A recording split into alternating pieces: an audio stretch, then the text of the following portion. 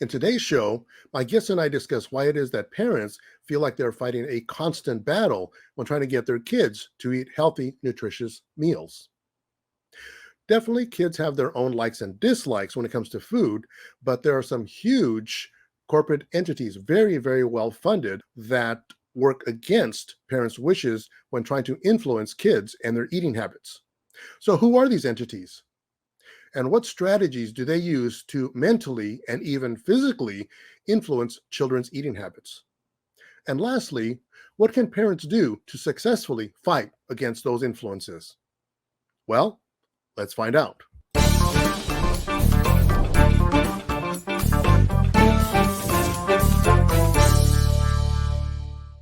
Welcome to the latest episode of Learning with Success, the show for parents of school-aged children. Sponsored by Success Tutoring Online, helping students with academic advancement for over 20 years. And I'm your host, Armando Salcido. Today, our guest is Marie Cecchini Sternquist. She worked as a biochemist for nearly 40 years doing health-related clinical research, initially in molecular biology, then focusing on what works in complementary and alternative medicine.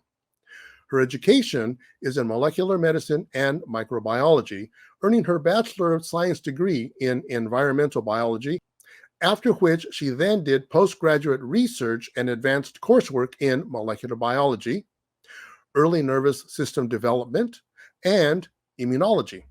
She later received a master's degree in human nutrition and functional medicine.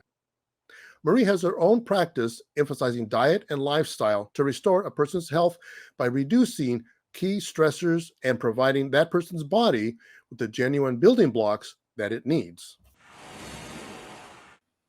Welcome, Marie. How are you doing? Good morning, Armando. I'm doing well. Very good.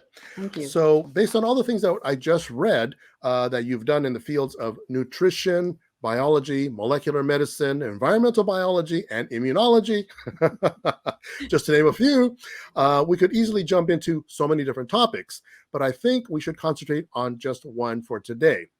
I'd like to focus on one area that you mentioned recently, and that is the subject of nutrition for children and why it is that parents always feel like they are fighting a constant battle against hidden or not so hidden influences when trying to get their kids to eat healthy meals. Unfortunately, there's an awful lot of profit in fast foods. They're often sold to schools at below street costs. So where McDonald's is cheap on the street, it's less expensive when sold to the schools because there's these huge conglomerate distributors and they have enormous purchasing power. So here we have the cafeteria, and it is French fries, sugary desserts, deep fried chicken nuggets, pizza. Unfortunately, these don't fuel a student for learning. What they do instead is they spike their blood sugar, and that actually prevents learning. In order to learn, you have to be able to pay attention, and you can't after a meal like that. Let's look at the blood sugar roller coaster. Okay. So here's what's happening. So they have a meal, possibly a sugary breakfast or a lunch similar to what I just described. And normally on this graph, your blood sugar level is on the left. That's the scale. And the time is the scale on the bottom. Mm-hmm. So what happens normally in that normal range is you eat a healthy, nutritious meal. It's a combination of protein, fats, maybe some whole foods carbohydrates. And your blood sugar after a little while rises some, and then it goes back down to where it started. But there's no dramatic change. Now let's take a look at what happens after one single meal in a person who has been eating in a healthy way typically.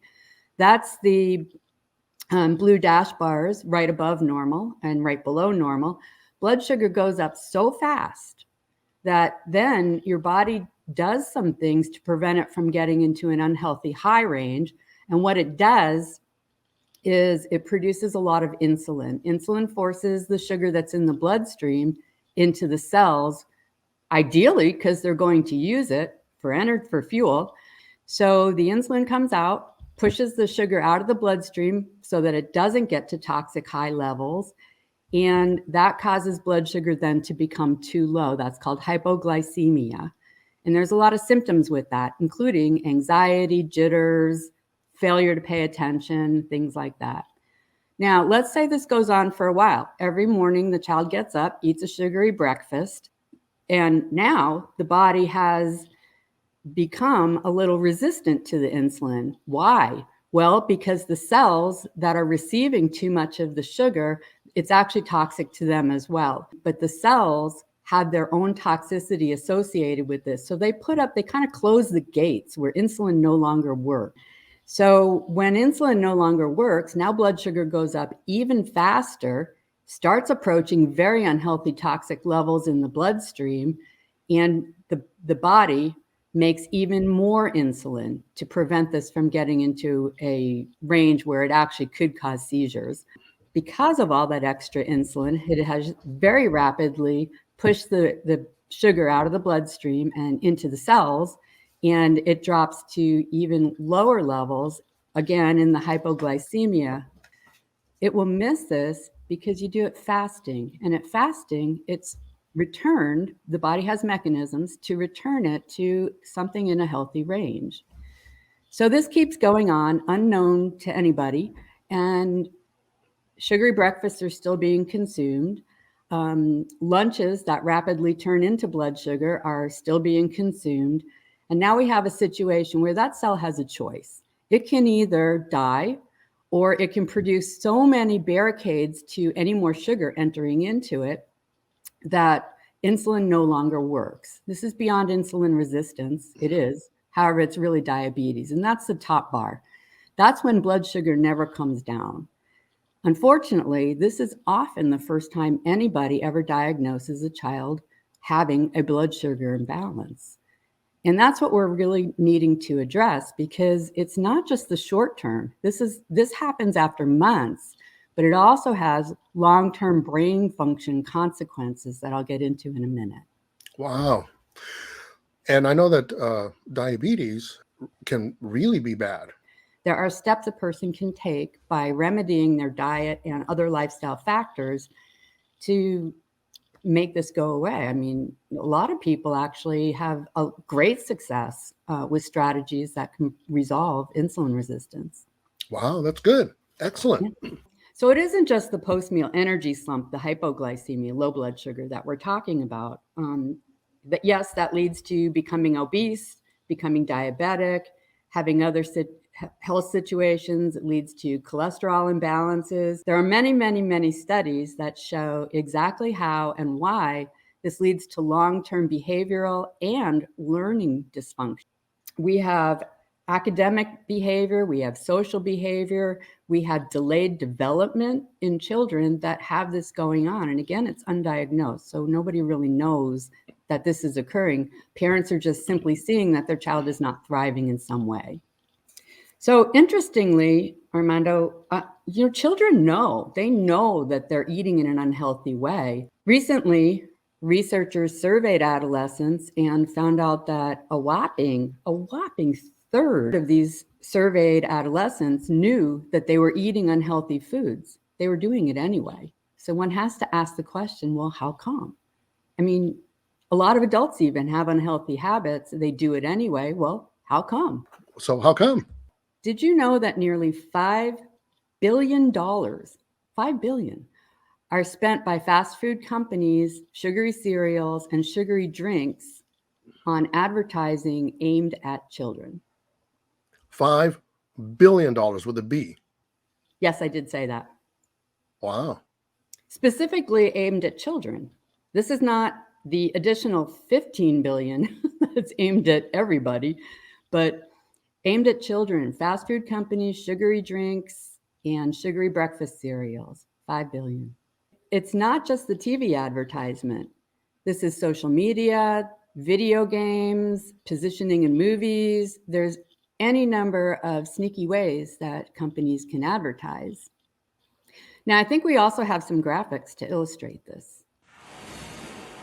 This is just fast food restaurants alone. And as you can see, most of the money is spent on high calorie, low quality foods. And this is the key. It's any age. Look at the views that the very young, 2 to 5 years old, actually see. That's the highest amount. Yeah, exactly. There's a reason for that. There's also some discrepancy between different heritages. Actually, Native Americans ought to be on here too. The Pima Indian in Arizona, they're one of the highest marketed to groups, and they also happen to have the highest rates of diabetes and obesity in the country. But here you can see that Hispanic and Black youth see a lot more of these promotional messages than do Caucasian children. But now, how is that happening since they're going to the same television shows, etc.? Well, they're not. They're actually Oh, not. So we have the Nielsen ratings, and that tells not just gender, heritage, it tells a lot of things, but it tells what they're watching. And you can place ads into the show based on what they're watching or what language. Spanish wow. language TV, it's going to have a completely different set of ads. In fact, around the world, there's a completely different set of advertisements depending on that country and the preferences that have been determined in that country. Remember, there's not just these billions of dollars spent on the advertisements themselves. There's also another billions of dollars spent on surveying, on determining likes and dislikes, and exactly how and what to market to these groups. Similar idea. A billion to advertise sugary drinks in 2018. Diet drinks, by the way, these 0-calorie, quote unquote, sugar-free drinks actually still spike your blood sugar and they still spike your insulin. And not to mention, they also wreck your digestive tract. Look at the message here. I mean, if we have this 77 million spent on advertising baby and toddler drinks, well, parents are making this choice, but it is still sending a message to the child that these are good for them. So here's what the experts say. Children younger than 2 should not consume foods with added sugars. Let's look at what happens. In the middle, we have the number of sugar cubes, if you will, the amount of added sugar in things like baby snacks and then later toddler snacks. And we've already got them consuming all this sugar that they really shouldn't be consuming. They're not making that choice. So all those things on the right are supposedly kid meals, kid friendly foods, and they're loaded with sugar. That's right. Same thing with the toddler drinks. They're marketed, as whole meals for children. These kinds of ways of feeding a child actually will create a child that's a picky eater and that won't eat their vegetables later on. Why? Because their taste buds have changed and their brain has changed, and now it's expecting sugar. Now, I thought Pediasure, isn't that something that's recommended for kids? Yeah, it sure is. It's actually also recommended, believe it or not, for adults with gut health problems where they have difficulty keeping down solid food. And it has tons of sugar in it. Yes, it does. Wow. So this problem actually also starts before the school cafeteria. Don't get me wrong. I don't want everyone to think that whatever's happening preschool and younger is okay. It's not. This actually starts well before the school cafeteria. Did you know that candy companies can teach math to preschoolers? You actually mentioned that. Now, tell me about that. Okay. Well, take a look at this graphic I sent you. Okay, so here, these are preschool books. These are actually published mostly for homeschoolers, but they can also be obtained by schools for use with preschoolers. So what do we have? We have the M&M's counting book, where you learn to count, and then just the number of M&Ms, and then you learn to count the number of each color of M&Ms. And, I just have to ask, so the homeschooler mom or the teacher brings out this bag of M&Ms and the children count the colors of the M&Ms, and that's great, except what happens to the M&Ms when they're done? Do you think they go in the trash? I don't think so. And But the other thing that happens is the message. The message that's communicated is, oh, aha, M&Ms, in my example, are good. They're not just taste good, but I mean, they're useful. Now we have this good thing called M&Ms. If it starts this young, or even with infants, you know, it's kind of almost too late when they're 8 years old to do anything about it. You know, I didn't even know about these. Of course, I guess these came out after I was, a kid, but Hershey's weights and measures, candy counting, Reese's Pieces count by tens. Oh my God. Wow, Marie. So it's no wonder that parents feel like they're fighting a constant battle. They're being outspent and outmaneuvered by advertising, games, music, and social media. Yeah, exactly. And actually, so are adults. If you look at this, if $15 billion are spent by the fast food industry, sugary drinks, sugary cereals on marketing to everyone, with 5 billion of it marketed specifically to children, that's a lot of power right there.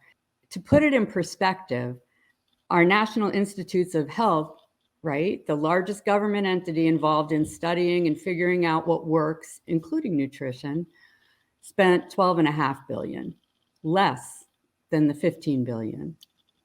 That's quite a disparity there.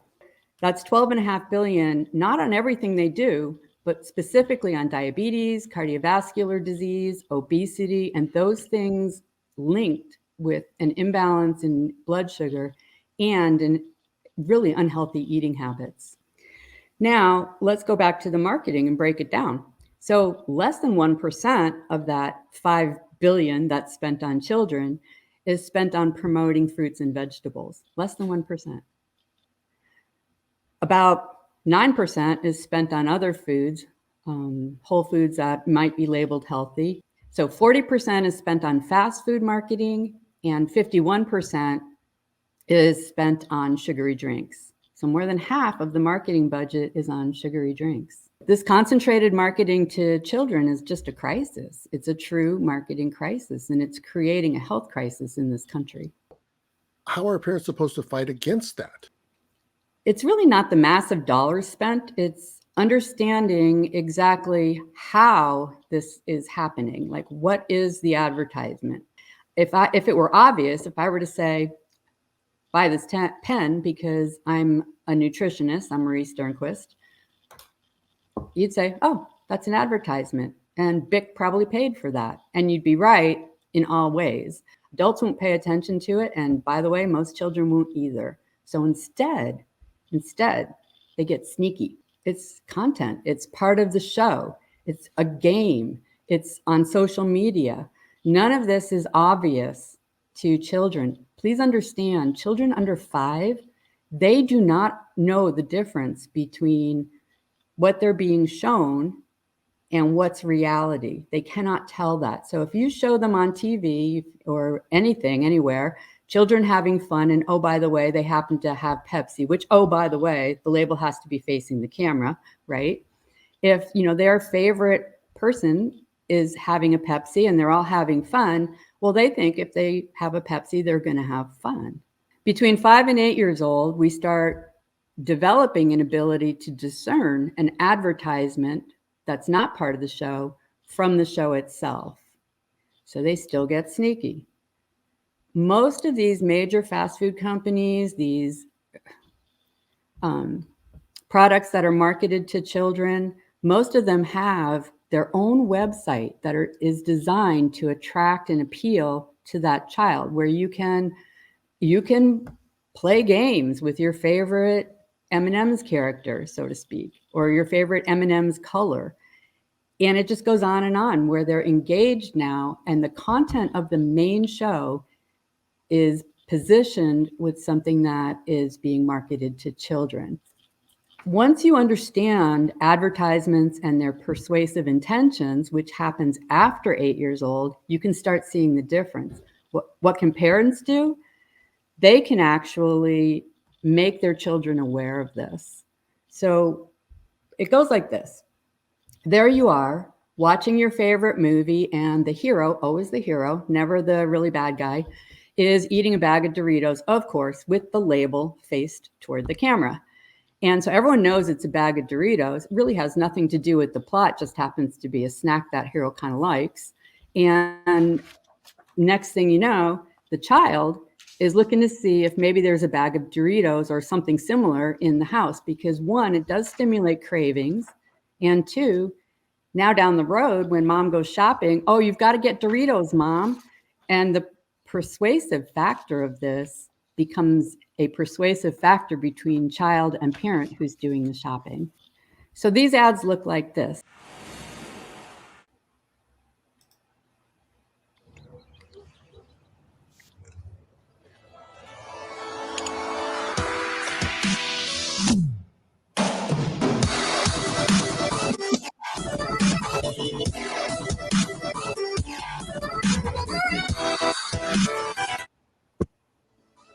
New Weetabix chocolate spoon size. Fuel for fun. Finally it's morning, stretching, I'm yawning. B, B, and C is what I'm thinking of, and it only can be found in my Reese's Puffs. Nothing can compare to the creamy crunch. Peanut butter chocolate, great when separate, but when they combine, they make the morning time epic. Morning time epic. Morning time epic. R-double-E. Nothing beats the perfect combination of tasty peanut butter and chocolatey flavor in Reese's Puffs cereal, an epic part of a complete breakfast. P to the U-double-F-S, yes. So it's no wonder that it's challenging grocery shopping with young children. So their what you said as far as their pester power kind of thwarts the efforts of parents that are trying to make responsible food choices and beverage choices for their kids. How are you going to fight against a regular cabbage, or place that potato against your jumping, running, dancing, hopping, little bears, Yeah, they're pretty talented little bears there. I've seen children in diapers actually get up and dance to that particular advertisement. They walk away after the main show starts, but they're in there bopping around, dancing, and having a lot of fun with the bears, totally engaged, maybe standing 2 feet in front of the screen.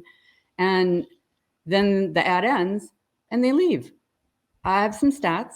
According to Wikimedia, in 2019, 2 to 5 year olds averaged 830 TV alone ads viewed. 6 to 11 year olds viewed 786 ads, and 12 to 17 year olds viewed 775 ads. That's a lot of advertisement, and they're fun. That's the thing. They're fun. So again, it's about the content and the message of fun. Wow. This child-directed advertisement, they spend a lot of money on that. The only reason they would do that is if it works. So to answer your question, what parents can do is, first of all, understand it. Just understand what I just showed you. It's the content. It's not the fact that it's an obvious advertisement. Remember the content. It goes in, oh, I want to dance with the bears, right? Boom, boom, in here, Mom, can you get me that cereal so I can dance with the bears? It's hard because the child doesn't know that that's not reality. Right. There's no way of knowing. Exactly. So, wow. Now it goes beyond TV advertisements. Those were TV advertisements, but it goes way beyond that. So now we have digital media, and children see far more advertisements that they don't understand are advertisements in digital media. Facebook, all the likes. Facebook is actually free advertising for companies. So as anybody knows who has used Facebook, there are different ads that Facebook shows a person based on what they have looked at. There's all these algorithms that tell these companies or tell Facebook what kinds of things that person is interested in. Twitter, same thing. There's such an increase. There's like an 800% increase in Twitters that have to do with fast food in only 3 years between 2010, I think, and 2014. So Wow. that's remarkable, and it works.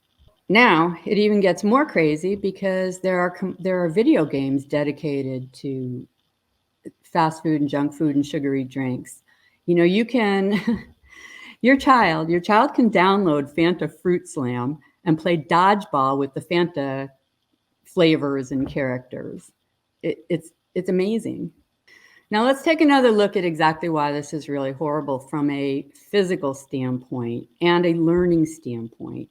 So we're all in a big hurry all the time. You get up in the morning. I'm a mom. You get up in the morning, you're trying to get your children ready out to school, catch the bus on time. There's a lot of like, let's go going on. Parents, this, and I know this too. It's all of us. Let's say in that big rush, the easiest thing to do is pour a bowl of cereal, pour some milk on it. If you want to present something that looks a little healthy, maybe a strawberry or something, but the child wolfs that down, runs out to the bus stop, and goes to school. Alternately, they skip breakfast altogether. And that's really sad. Both of those are inadequate fueling for the school day. So let's look at what happens next. Whether the person skips breakfast or the person has a sugary breakfast, the body sees that as a stressful situation. Under stress, the body manages stress by producing a hormone called cortisol. Given that nearly a third of children skip breakfast, a third of that classroom has elevated cortisol. If, and I'll be generous here, another third of the children simply have a sugary cereal for breakfast, well, that third, so now we have two-thirds of the classroom have elevated cortisol. What does that mean? So the body thinks it's under stress. Elevated cortisol means they shift into fight or flight. That is fidgeting in their chair, interrupting other students, not paying attention, looking out the window, all manner of things that have absolutely nothing to do with learning. Remember, learning requires engagement. It requires paying attention. It requires being able to hear what the teacher is saying and understand it. Now, there's a lot of other factors in this as well, but cortisol prevents that entirely. The child is unable to concentrate on what's going on because their body thinks it's in a stressful situation and they're in fight or flight mode. The next thing that happens is discipline problems. Let's compare those situations with what follows after a high quality, high protein breakfast. So now the child gets up, perhaps there was a little forethought and either they were asked to put together their breakfast, which, by the way, having a child involved in their own meals is a great thing to do. They're involved in making their own breakfast. Perhaps they put together the ingredients for the smoothie they want the next day, but they do it the night before. You can still be in a hurry. You get up, you set the container on your personal blender, mix it up, they've got breakfast. That didn't take any longer than pouring a bowl of cereal. However, the high protein, high quality breakfast does not lead to the behaviors I just discussed. It actually leads to behaviors that allow for engagement. The body doesn't think it's under stress. It doesn't go into fight or flight, and it can pay attention. In fact, couple more things. Children process sugar differently than adults. Children up through age 10 actually process sugar twice as fast as adults do. So the very young child who has to eat meals all the time, well, part of that is the quality of the meal. If they're sitting down and being fed a sugary snack, and by that, I'm including these granola bars and things like that, they're mostly sugar. Okay, that's not an answer. But if that's what they're fed, 30 minutes, an hour later, their blood sugar dives, like I showed you earlier, and it's because they process it even more quickly than adults do. After 10 years old, that starts to slow down, and children slowly, gradually begin to process sugar more like adults do. It's more several hours before it drops down. But it's still going to drop down too low if the starting material was a high sugar or refined carbohydrate type of snack or meal. So we still have trouble with that. It's just in the very young, it happens even more quickly. So when that blood sugar dives, once again, we have a stressful situation. The body gets into fight or flight. We have this phenomenon that's started to be called hangry, where a person is hungry and angry because they're in that fight or flight mode. Now we have discipline problems. Right. Not to Wow. mention fight or flight, that's not fun. It's a stressful situation. So now we have truancy, we have absenteeism because students associate school with this unpleasant feeling. And I can't eat often enough. Oh, and I have this other problem. And by the way, hydration, I can't drink often enough either. I'm not allowed to go take a water break. It just snowballs into, I don't want to go to school. I can't learn. I'm really doing poorly. I'm constantly being sent out for disciplinary actions. I don't want to be there. Well, a lot of this is handled by food and nutrition. Interesting. So, all right. Well, let me ask you, Marie, how do we handle this? How do we get in front of all of this? Sure. There are a lot of schools that have taken charge over this and some really great ideas. Everything from not allowing sugar into the school itself, asking parents not to feed their children sugar during the day when the child's not in school. And some will do that. And others have even gotten more creative. During spring, they will actually grow vegetable starts for gardens and then allow the children to take them home. Now the child's engaged in the food that's being made at their home. They understand where the food comes from. There's actually a school in Manhattan where the chef created a rooftop raised bed garden with the students, and the students then grow their own food for the meals, make them in the cafeteria, and serve them to the rest of the student body. And the students all do this. They all rotate through this program, and it's just wonderful. And probably my favorite is a high school for at-risk youth in Appleton, Wisconsin. And I'd like to show you the video on what they did. Okay. Appleton Central Alternative High School is filled with students who have truancy and behavioral problems, but they've turned things around, not through discipline, but through diet. We were fortunate to kind of stumble across this healthy program as a result of some contact with Natural Oven and Bakery of Manitowoc, Wisconsin. And they believe in low-fat, low-sugar, non-chemically processed foods that are free of dyes, preservatives, full of whole grains, a lot of fresh fruits and vegetables. We do no beef here at all. And then it's the method of preparation where we don't fry. We do a lot of baking and then just fresh preparation as opposed to opening cans or thawing things out from the box. We got rid of candy machines, soda machines, brought in bottled water, and it was just a situation where we saw a major change in the kids. If you walk through these halls and you're here, these do not look like at-risk, out-of-control kids. Behaviors are better. They seem to be more focused. Teachers will tell you that they get more out of them in the class. Keep in mind, this is not a private school. These are the quote-unquote troubled kids of the public school system in Appleton, Wisconsin that are eating so well. And it costs about the same as any other school lunch program. So my question is, why isn't everyone doing this? There's an awful lot of resistance from the junk food companies that make huge profits off the schools at the present time. They don't want to get kicked out of the school system. They want to be there to addict the children for life. So they switched everything and their behavior changed and everything else turned around. Their grades went up. They get more, they're more engaged. Wow, that's pretty incredible. It is. So when we think about, just to recap what we've gone over, parents, understand how your child is being marketed to. Help them see it when they get to a point when they can.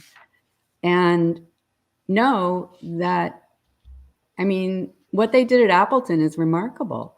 So that can happen anywhere for anyone, and it can happen in the school or out of the school. Change takes time. We understand that, but it's worth it.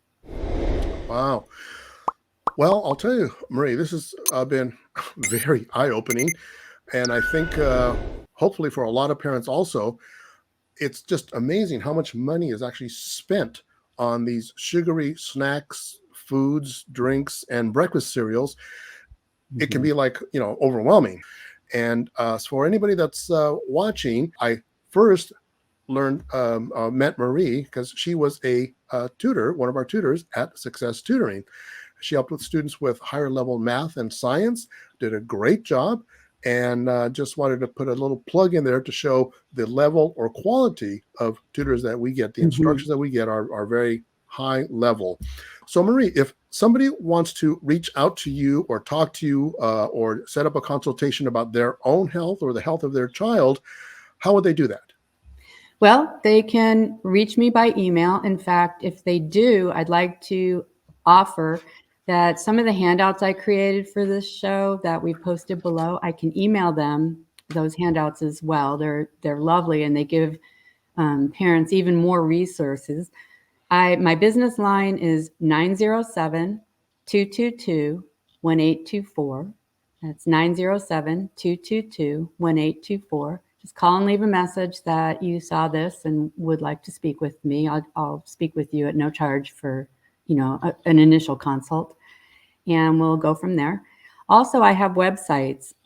I have one called Our Nutrition Kitchen. That's all one word. So it's ournutritionkitchen.com. And that is a resource I made starting 16 years ago when I began to really work with parents and children on their nutrition. Because the first question I got asked was, well, Marie, what can I eat? Everybody was telling them what they couldn't eat, but nobody was really providing answers as to what they could eat. So go on that website, ournutritionkitchen.com, all one word, and take a look at, there are hundreds and hundreds of recipes that I've made over. Many of them are children's favorites, includes quick breads, includes various things that you might not think would be on a nutritionist's list of good foods, but they're there, and I've made them over so they don't have inflammatory ingredients. My business website is synergynutrition.info. So that's SYN, Synergy Nutrition.info, all one word. And my contact information is there. It also has an awful lot of articles on different health situations. There's a search function. You can search for anything you're looking for, and a lot of solutions. Very good. So for anybody that's watching, I'm going to place links to all of these resources, the how to reach Marie, the website, as well as links to some of these handouts where she has healthy breakfast options, ways to create different meals, things that kids like. Okay, well, Marie, again, I really want to thank you for joining us here today and spending the time to show us about how much is being spent to thwart parents' intentions for good, healthy eating. And again, thank you very much for joining us. So we will talk to you later. All right. Thank you, Armando, and enjoy your day, everyone. Okay, very good. All right, bye. Bye. I want to thank all of our listeners and all of those watching on YouTube for joining us today. I hope that you have found today's show informative and valuable. As mentioned, I'm going to be placing links in the notes for today's show, including references, videos, websites, and graphics. If you liked today's show and you haven't already, please subscribe so as not to miss any future interviews. We hope to see you next week with more information that parents will find interesting or helpful. Thank you. As mentioned at the beginning of the show, Learning with Success is sponsored by Success Tutoring Online. Our administrative offices are located in Burbank, California, but we provide tutoring or academic advancement to students throughout the United States.